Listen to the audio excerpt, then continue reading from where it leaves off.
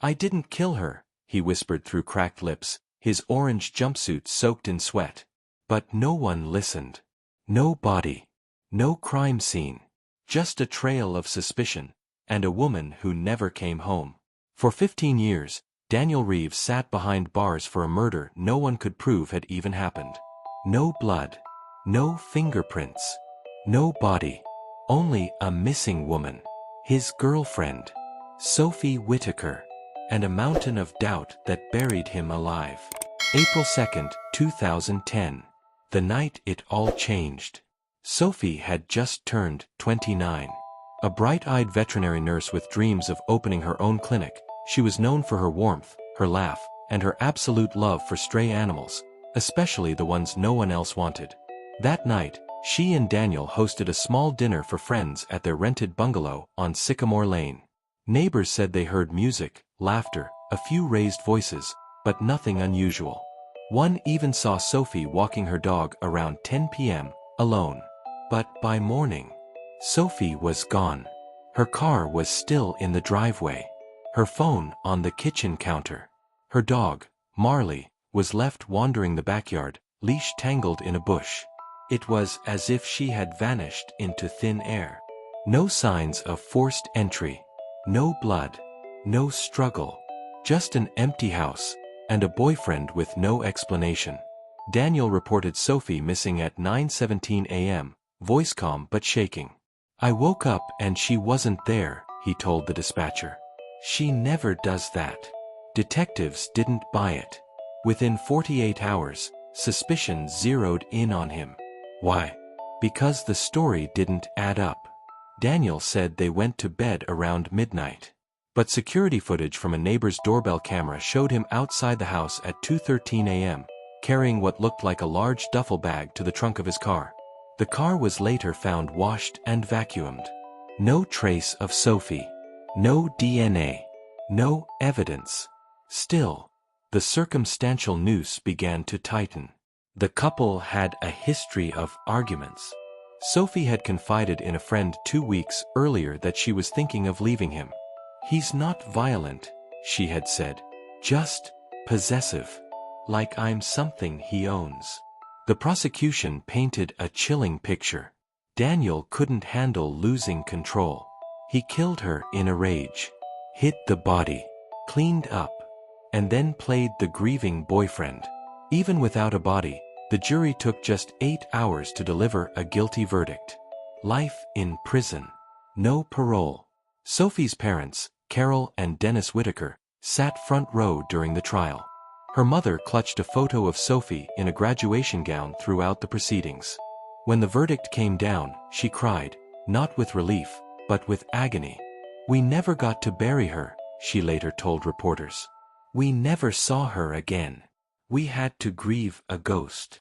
But not everyone believed the case was closed. Sophie's younger brother, Tyler, only 19 at the time, was never convinced Daniel did it. "He loved her," he said. "I saw it. And Sophie, she wouldn't have stayed with someone who hurt her." His refusal to accept the conviction fractured the family. Tyler stopped speaking to his parents. He dropped out of college. And he spent the next decade doing the one thing no one else had the stomach for: digging. In prison, Daniel Reeves became a ghost of himself. He stopped writing appeals after the third one was denied. He refused interviews. He didn't talk to reporters. He wouldn't even see his own lawyer. But every year, on April 2nd, the anniversary of Sophie's disappearance, he would send a single letter to the Whitakers. "I'm sorry for your loss. I didn't take her from you. I loved her too." He never got a reply. By 2024, Tyler Whitaker was 34 years old and working as a freelance documentarian. His small YouTube channel, Uncovered Truth, had under 10,000 subscribers. But his dedication was unmatched. Over the years, he'd interviewed neighbors, combed through trial transcripts, even created a digital map plotting every piece of known evidence. One thing always bothered him: the timeline. Why would Daniel, if he were truly trying to hide a body, use his own car, one that could easily be traced? Why no trace of Sophie anywhere? Why so clean? He started re-examining the old neighborhood, particularly the wooded area behind the house, a place police had searched briefly back in 2010, but only on foot. Then came the storm. March 17, 2025. The discovery hit the media like a bombshell. Breaking: remains found near Sycamore Lane confirmed to be Sophie Whitaker. For most, it was the long-awaited end to a ghost story. For Daniel Reeves, it was the first moment of hope he'd had in over a decade. Buried in a shallow grave just 200 yards from the house they once shared. The same house the police had combed all those years ago. Detectives claimed the area had been searched extensively back in 2010. But nature had hidden the truth. Heavy rains, overgrowth, and time had concealed the small mound. The shallow grave had been covered by decades of wild ivy, tree roots, and riverbank erosion. The storm that tore through Red Hollow the week before had exposed what detectives missed or ignored. Dr. Lauren Gates, the new county medical examiner, had only been on the job for 6 months when the remains arrived. What she found shocked everyone. Sophie's cause of death was finally determined. Blunt force trauma to the back of the skull. But that wasn't the shocking part. It didn't match Daniel's alleged timeline. According to the prosecution in 2010, Daniel killed Sophie inside the house, most likely in the bedroom, sometime between midnight and 2 a.m. But the recovered remains told a different story. Soil evidence indicated she was buried no earlier than 7 a.m. the next morning, hours after Daniel was confirmed to be home and asleep, phone inactive. Even more damning? There were traces of fiberglass insulation and construction adhesive in the folds of her hoodie. Not found in Daniel's home, but found in a house under renovation 2 streets over.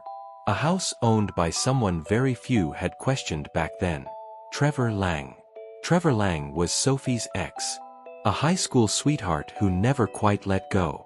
He worked in construction. Quiet. Clean cut. Moved back into town a month before Sophie disappeared to be closer to family. At the time, he'd offered to help Sophie and Daniel fix up their kitchen. He came by often, always friendly, always just helping out. No one suspected a thing. In 2010, he told police he hadn't seen Sophie in weeks. He had an alibi, vague, but unchallenged. Back then, the case had a narrative, the jealous boyfriend who couldn't handle being dumped. All eyes were on Daniel. No one looked deeper. But now, with this new evidence, Sophie's death likely taking place in or near a house under construction, the spotlight turned. The home Trevor had been renovating? Abandoned shortly after Sophie went missing. Sold in cash. Torn down in 2012. Tyler Whitaker, Sophie's brother, had one name circled in red ink in his notes for years, Trevor Lang. And now, he had what he needed to bring it forward. Tyler uploaded a new video to his channel Uncovered Truth, titled, "Did They Get the Wrong Man?" New evidence in the Sophie Whitaker case.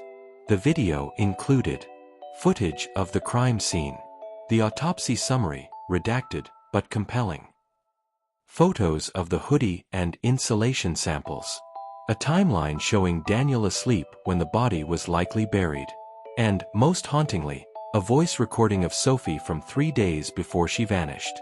Trevor's been weird. Like, showing up when I don't expect him. It's probably nothing, but it creeps me out sometimes. The video went viral. Over 1.2 million views in 48 hours. True crime channels picked it up. News outlets demanded answers. The court could no longer look away. Daniel Reeves' defense attorney filed an emergency motion for re-examination of the case. Within days, the state reopened the investigation. And on April 3, 2025, exactly 15 years and 1 day after Sophie vanished, Daniel Reeves stood in front of a parole board for the first time. He didn't beg. He didn't cry. He just said, "I didn't kill her. I lost her. And you locked me away for it." The parole board didn't have the authority to exonerate him, but they did something that sent a clear message. They released him. After 15 years of rotting in a cell, Daniel Reeves walked out a free man. But he wasn't cleared yet. The conviction still stood. His name was still stained. He had one chance left, a full retrial or post-conviction relief. And that would depend on what came next. 3 nights after Trevor Lang disappeared, a retired police officer named Harold Dean, now working private security, was reviewing motion-activated trail cam footage set up near the outer perimeter of Red Hollow. At 3:14 a.m., he caught something. A tall man in a dark hoodie, dragging a shovel and a duffel bag through a wooded area 2 miles outside town. The footage was grainy, but the man's limp was unmistakable. Trevor Lang had an old knee injury from high school, a detail buried in his medical records. The timestamp, April 9, 3:14 a.m. 4 hours after police released him from initial questioning. By the time Harold forwarded the footage to investigators, the man in the video had already disappeared. But they had a new lead. Someone was digging another grave. Pressure mounted. Public outrage exploded. Daniel Reeves supporters launched the #FreeDaniel movement, now demanding not just freedom, but exoneration. Meanwhile, Tyler Whitaker, now hailed as a hero in the true crime community, received an anonymous tip through his channel's email. It read, "He kept her necklace. A gold pendant. Check the attic in the old renovation house. Left corner, under the vent." Authorities secured a search warrant for the now demolished home's stored debris. In a storage unit tied to the demolition company, tucked inside a box labeled electrical salvage, they found a gold heart-shaped pendant engraved with Sophie's initials, a set of undeveloped 35mm photos taken inside the house during renovations, and a single notebook with chilling sketches.